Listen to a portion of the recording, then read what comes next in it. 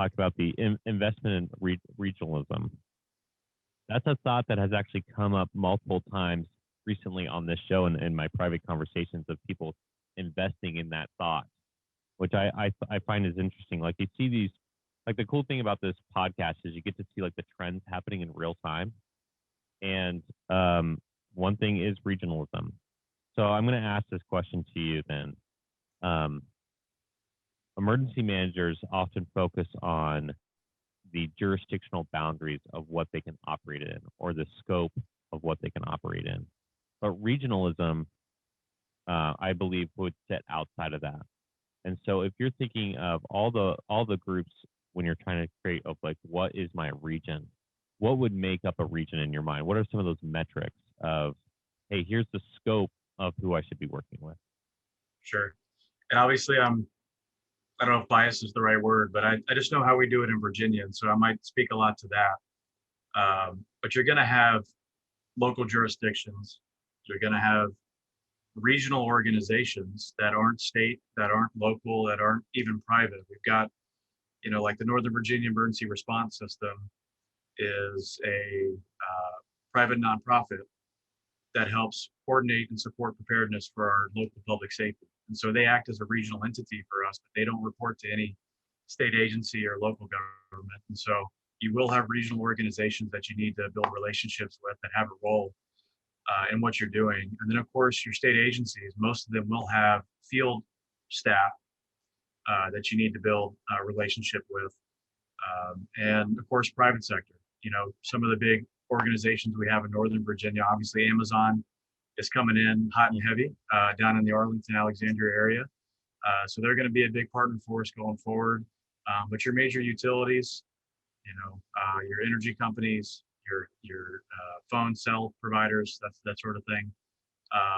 Building relationships with them, and to the org chart piece, making sure they know where they fit in this big structure. And I think that's really where we've started to see success, is helping paint that picture so folks understand, okay, a major tornado just came through, or the hurricane's 2 days away, or the Capitol's being attacked.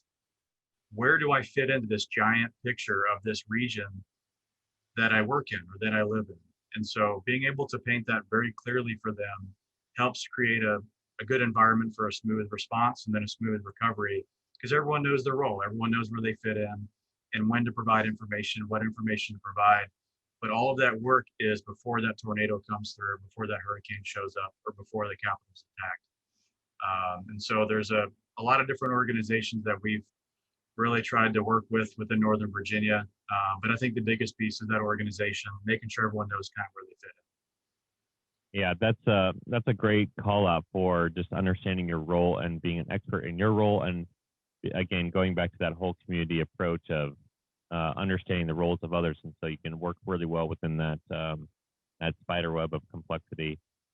My GIS brain starts to go off. I'm thinking about metrics too, and I think of drive time analysis. I think of people don't stop at the jurisdictional boundary of where they work and where they live, where they play. And so if you have somebody if you have a population that you're able to see is going into Washington, D.C., and you have an event in your specific jurisdictional boundary in Northern Virginia, those people are going to try to get home. And we saw that on 9/11. We actually did a lot of study on that from the National Cancer Institute, one of the agencies I work for, because we had a lot of scientists work up in Frederick, Maryland, northern Maryland, but they lived in Bethesda. They lived in all these different areas. And so, like, how do you coordinate getting them home and working through that system? So I think about drive time analysis there. I think about like scarcity of food and the distribution of how food can work out if your systems are cut off. I think about those kinds of things. And so I'm able to start geospatially figuring out where my true region is, because again, they don't really follow those lines. But yeah, I think looking at those different perspectives is really important. So that's a great point.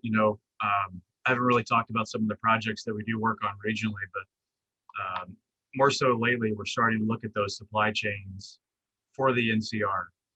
And, I think we're starting to realize that whether it's DC, Virginia, or Maryland,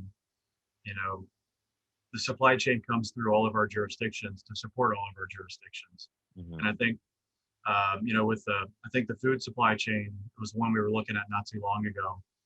But DC quickly realized they have two distribution chains for food that come into DC that come through Northern Virginia. So, it alerted them that they probably need to be doing a little bit more coordination with Northern Virginia, our office, with the localities. Awesome. To make sure that roads are open, or which roads need to be open so that that supply chain can get back up after a disaster. So there's a lot of work and projects that we look at.